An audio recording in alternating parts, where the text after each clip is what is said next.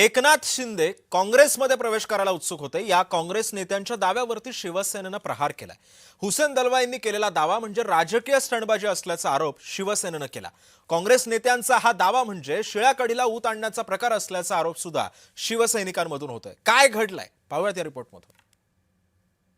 एकनाथ शिंदे जी भी कांग्रेस में आना चाहते थे, लेकिन हमारे कुछ लोगों ने उनको आने नहीं दिया।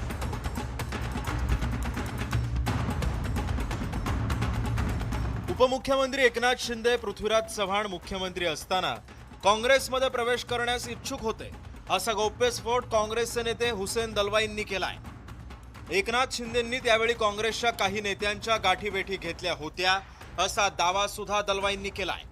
एवढंच नव्हे तर काँग्रेसमध्ये आल्यास ठाणे आणि पालघरमधील पालिका काँग्रेसमय करीन, असा विश्वासही त्यांनी बोलून दाखवल्याचं दलवाईंनी सांगितलंय। एकनाथ शिंदे जी भी कांग्रेस में आना चाहते थे, लेकिन हमारे कुछ लोगों ने उनको आने नहीं दिया। एकनाथ शिंदे जी भी कांग्रेस में आना चाहते थे, लेकिन हमारे कुछ लोगों ने उनको आने नहीं दिया।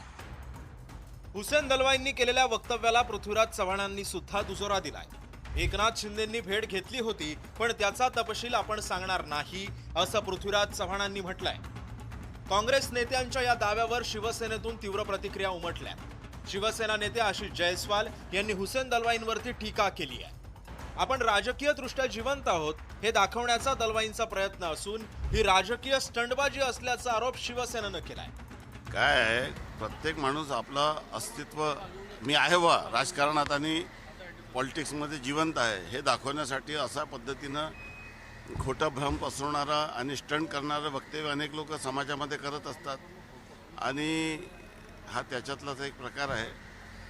विनाकारण कोणत्याही माणसाची बदनामी करून स्वतःला लाईमलाईटमध्ये आणण्याचा हा प्रकार आहे। उद्योगमंत्री आणि शिवसेनेचे नेते उदय सामंत यांनी सुद्धा दलवाईंच्या या वक्तव्याची खिल्ली उडवली आहे।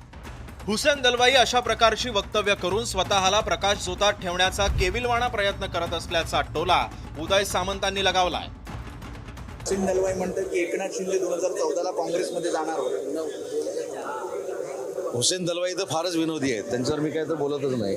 त्यांना पण आता प्रकाश झोतात राहायची बहुतेक कदाचित मूड आलेला असेल। गोपीनाथ मुंडेंबाबत वक्तव्य करून पृथ्वीराज चव्हाणांनी एका चर्चेला फोडणी दिली होती। पृथ्वीराज चव्हाणांच्या वक्तव्याची चर्चा झाली, म्हणून हुसेन दलवाईंनी सुद्धा एकनाथ शिंदेंबाबत वक्तव्य करून एका अनावश्यक चर्चेला फोडणी दिल्याचं बोललं जात आहे। ठाण्याहून कुणाल भोयटेसह ब्युरो रिपोर्ट, जय महाराष्ट्र, मुंबई।